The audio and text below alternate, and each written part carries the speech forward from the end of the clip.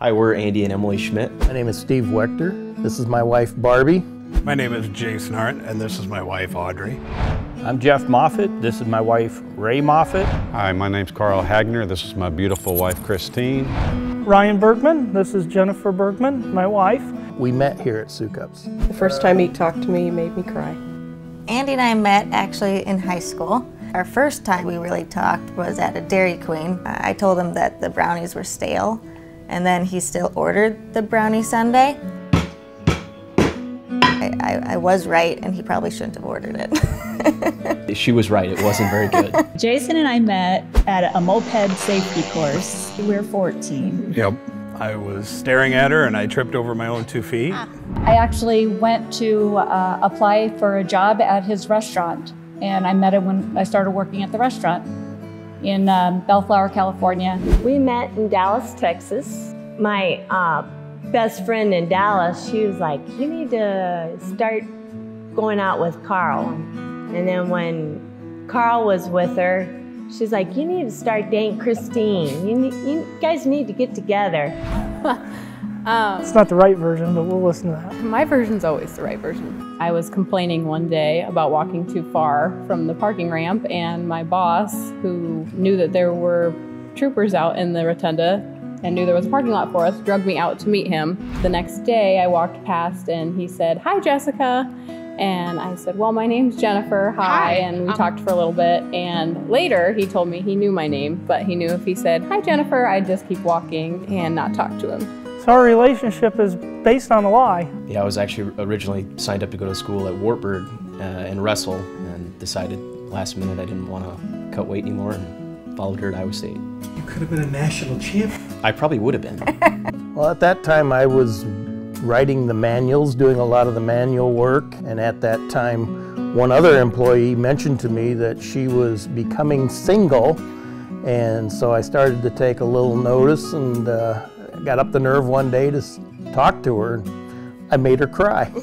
Andy was asked to come back and work for Sukup's before I was, actually. Steve had interest in adding to our procurement and supply chain team and asked me to come back and be a part of that. I always had something in the back of my probably heart more than head that I wanted to come back and work for the family company. I need to look at all options and research before I make a final decision. I want to push for businesses, and if it's going to be any business that I work for, I want to do it with our own family business. I came here to see if there was really a job opening, and pretty much walked out of here with a job. I just knew that Sukup's were hiring, and I wanted to change a position. I was working retail at the time, and a lot of hours, unusual hours. So at that time, he jokingly said he was my boss, and I said that was okay because I had seniority. 22 years ago, the economy was bad in California, and the company Ray was working for went bankrupt, and we needed both our incomes, and we figured it was time to get out of California, wanted a little bit better life for our kids. He put in his application. My sister said, "Hey, you guys need to put your application in." Carl put his in, and then I put my application in. So we both came in. Exact same day and went through it. It was Crystal that interviewed us. We have been told that we are attached to the hip. That's it. We ended up buying a house in Sheffield, and Jennifer applied and was hired at Sukup. And that's what started her journey here. Then I drafted you. Then she drafted me. It's easy from a scheduling standpoint. We can ride in together. We drop our kids off at daycare together.